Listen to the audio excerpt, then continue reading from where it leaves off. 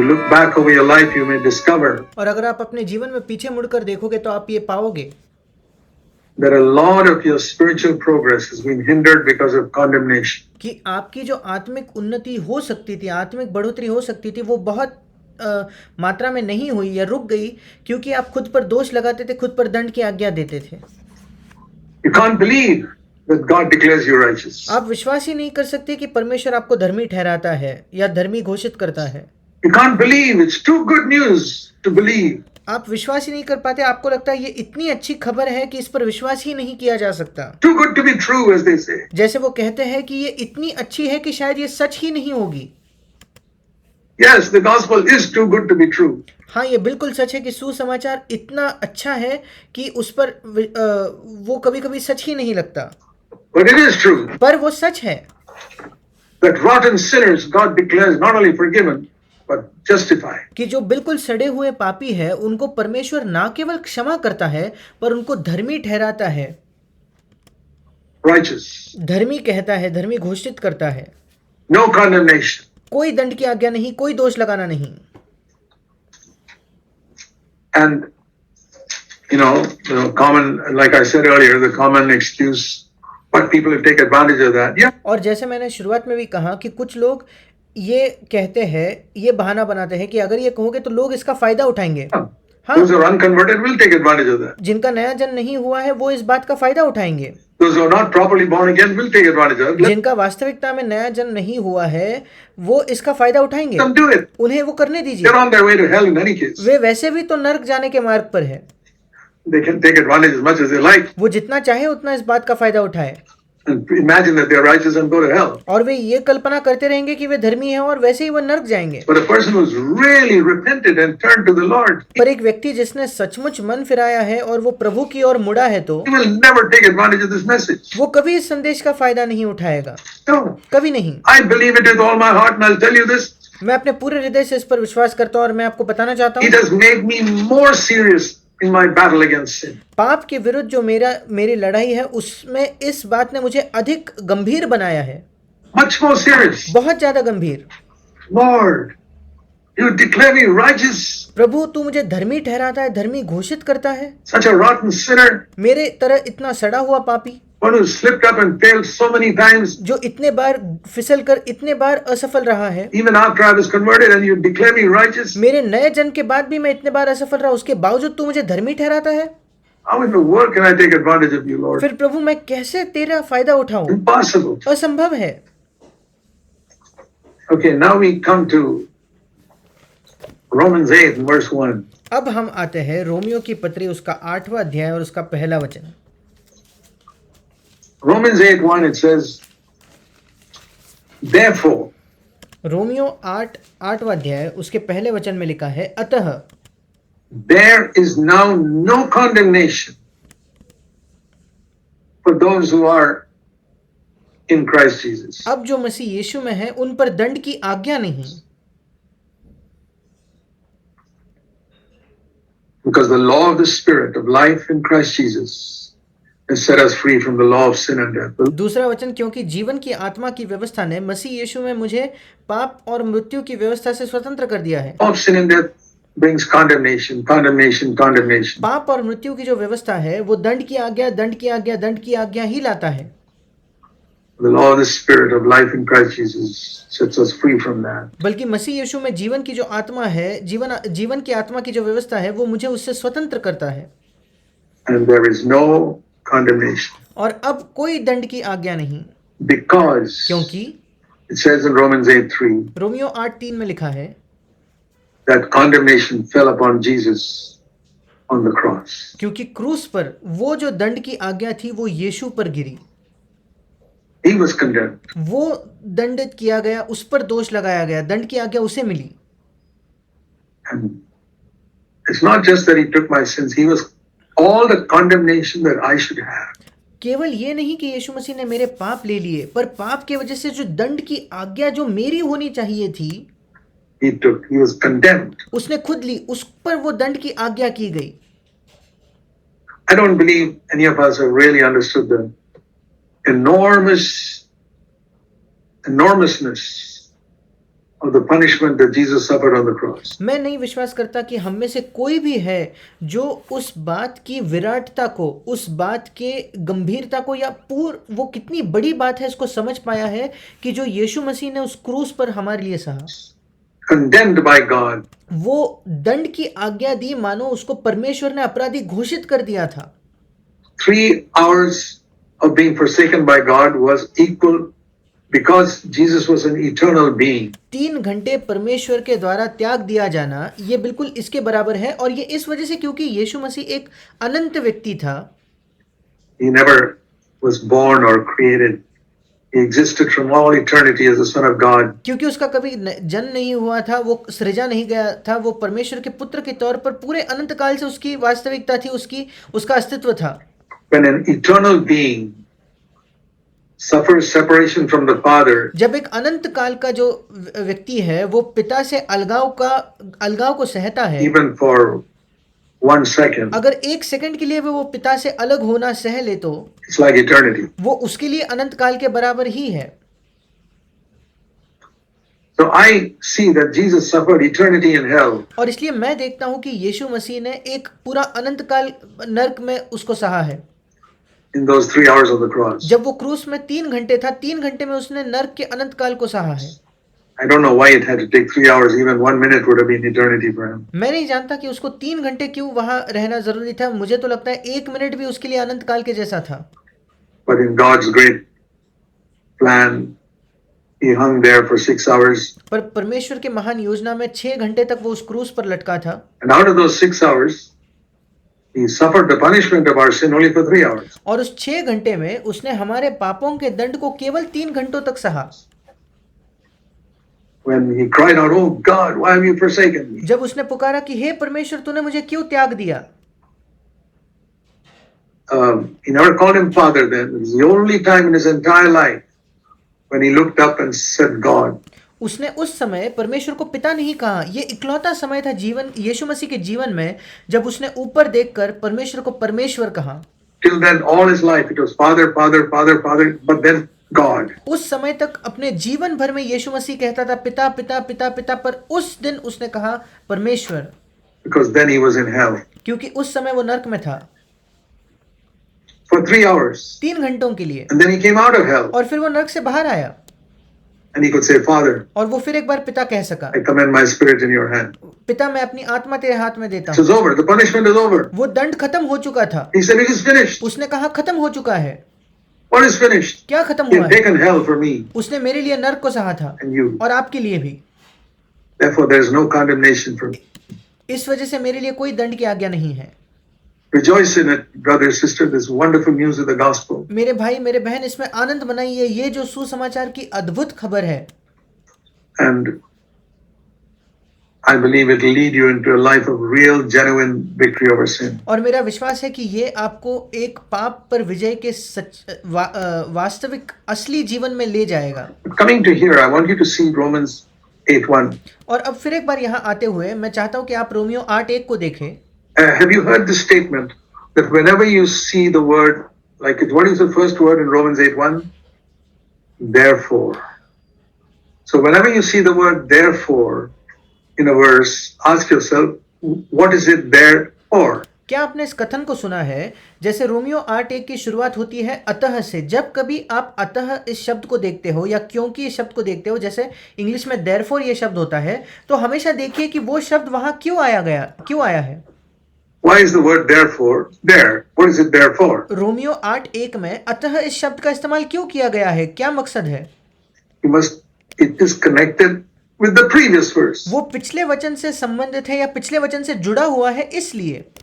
You know, in geometry and arithmetic and mathematics, you write something and you say those 3 dots we have in arithmetic, saying therefore this. और फिर geometry में या गणित में जब हम कोई चीज कहते हैं तो उसके आगे हम 3 डॉट्स बनाकर कहते हैं कि therefore, मतलब इस वजह से अब मैं ये कथन कर रहा हूं। It's connected to the previous line. वो पिछले पंक्ति से जुड़ा हुआ है। So what is the previous line? और अब इसके पिछला वचन कौन सा है? Listen to this. इसे सुने। With my mind, I'm serving the law of God, Romans 7:25.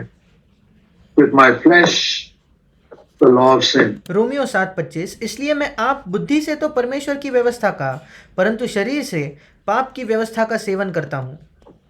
Oh, then you should feel condemned, no? अगर ऐसा है तो फिर आप पर तो दंड की आज्ञा है, आपको अपराधी महसूस होना चाहिए, नहीं? There's no condemnation. पर फिर वो कहता है नहीं, अब दंड की आज्ञा ही नहीं। Have you ever understood the connection between Romans 7:25 and Romans 8:1? क्या कभी आप रोमियो 7:25 और रोमियो 8:1 के संबंध को समझ पाए हो? It's unfortunate that these folks who divided the Bible into chapters put a division there. ये बहुत दुर्भाग्यपूर्ण है कि जिन लोगों ने बाइबल में ये अध्याय और वचन के विभाजन किए, उन्होंने अध्याय को वहीं काट दिया या वहीं अलग किया। They should have put it before Romans 7:14 or something. उन्होंने इस अध्याय को रोमियो 7:14 से पहले ही अलग करना चाहिए था, वहां से पूरा एक अध्याय होना चाहिए था, Or later on in chapter 8. या आगे जाकर रोमियो 8 में कहीं। But because they put it right there between 7:25 and 8:1, people don't see the connection between the two verses, but the word therefore indicates it's referring to the previous verse. पर क्योंकि उन्होंने Romeo 7:25 और Romeo 8:1 के बीच में विभाजन लाया, इसलिए लोग रोमियो 7:25 और 8:1 के संबंध को नहीं देख पाते। पर वहां जो अतः शब्द है, ये बताता है कि वो दो वचन जो है वो जुड़े हुए हैं।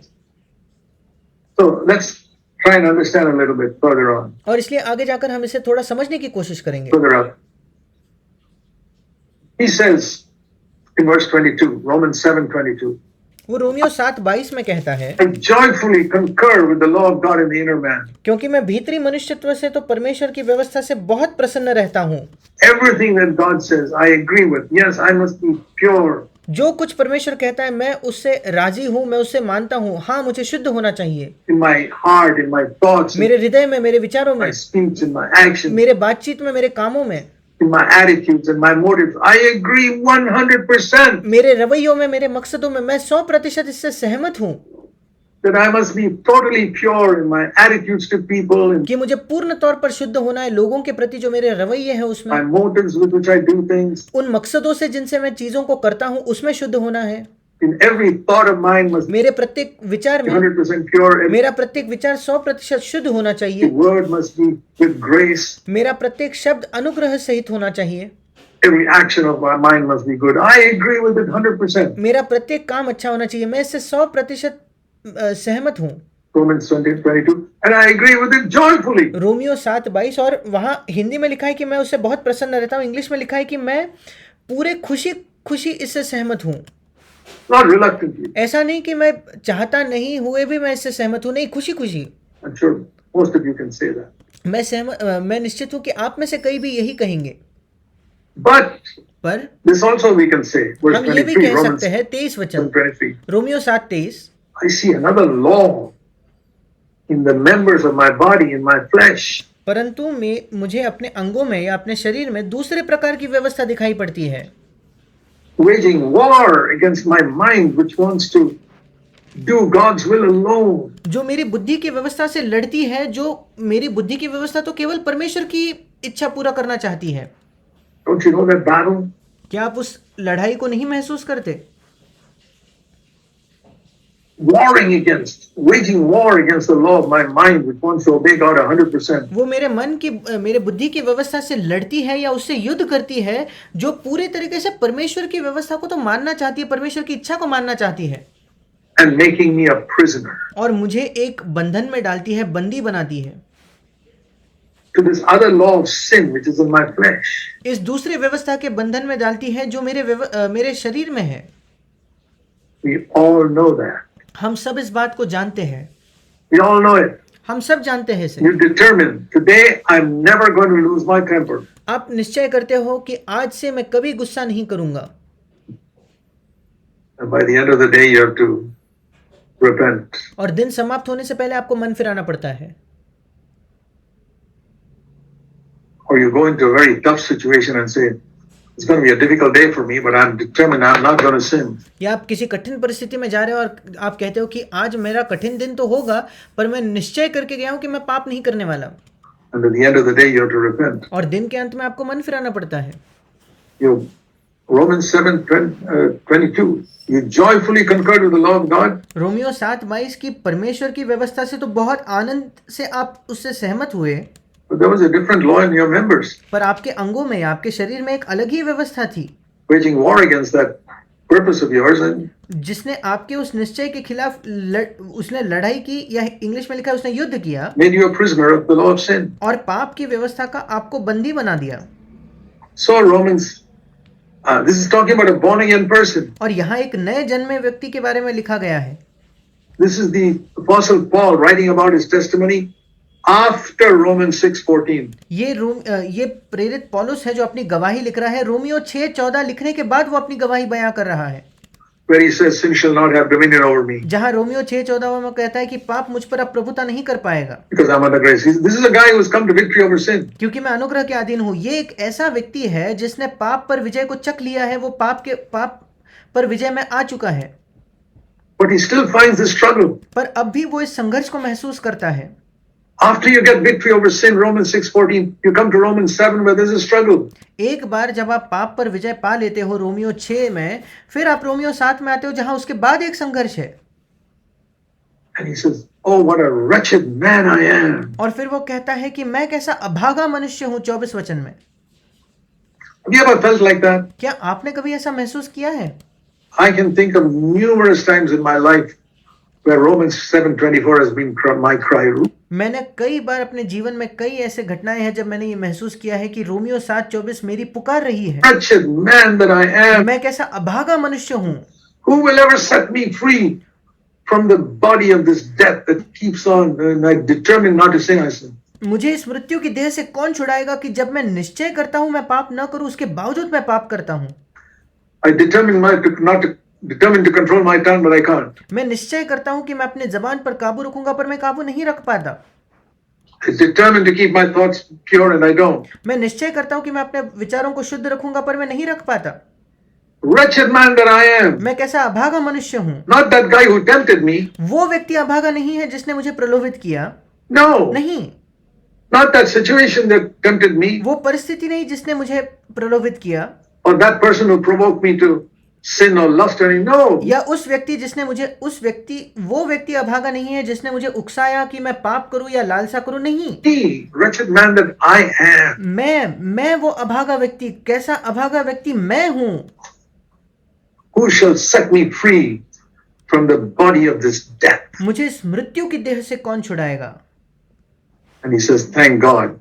और वो कहता है परमेश्वर का धन्यवाद हो. Through Jesus Christ our Lord. हमारे प्रभु यीशु मसीह के द्वारा There is total freedom possible. संपूर्ण स्वतंत्रता, संपूर्ण छुटकारा संभव है. From this being a slave to the lust and the flesh. ये जो हम शरीर की लालसाओं या शरीर की अभिलाषाओं के गुलाम है, उससे संपूर्ण स्वतंत्रता संभव है. So until let me explain Romans 7:25 a little more. और अब मैं रोमियो 7:25 को थोड़ा और समझाना चाहता हूँ. Thank God there is total victory possible. परमेश्वर का धन्यवाद हो कि पूर्ण विजय संभव है. Through Jesus Christ, I'm paraphrasing. यीशु मसीह के द्वारा. अब मैं ये अपने शब्दों में कह रहा हूँ. Now, I feel so wretched. मुझे इतना बुरा या उतना अभागा महसूस होता है that I who want to do good, I'm doing so many wrong things. कि मैं जो कुछ अच्छा करना चाहता था पर मैं इतनी गलत बातें कर रहा हूँ. But how will I be set free? Thank God, total victory is possible through Jesus Christ our Lord. अब मैं कैसे स्वतंत्र हो सकता हूँ. पर परमेश्वर का धन्यवाद हो कि प्रभु यीशु मसीह, हमारे प्रभु यीशु मसीह के द्वारा पूर्ण स्वतंत्रता संभव है. But पर until that comes to me in its fullness, जब तक मुझे ये अपनी पूर्णता में प्राप्त नहीं हो जाता, I find myself with my mind 100% serving the law of God. मैं ये पाता हूं कि मैं अपने बुद्धि से तो 100% परमेश्वर की व्यवस्था का सेवन या उसकी सेवा कर रहा हूं. But my flesh is still wanting to sin. पर मेरा शरीर अब भी पाप करना चाहता है. But even though it's like that, there is no condemnation. पर ऐसा हुआ फिर भी, अगर ऐसा है फिर भी कोई दंड की आज्ञा नहीं. Romans 8:1. Romeo 8:1. There is still no condemnation. इसके बावजूद कोई दंड की आज्ञा नहीं. That's the connection between 7:25 and 8:1. यही रोमियो 7:25 और रोमियो 8:1 में संबंध है. I refuse to come under condemnation. मैं दंड की आज्ञा के अधीन होने से बिल्कुल इनकार करता हूं. Because क्योंकि I realize I'm going to fight this battle till Christ comes. मैं ये समझ लेता हूं कि मैं इस युद्ध को मसीह जब तक वापस नहीं आता तब तक लड़ने वाला हूं.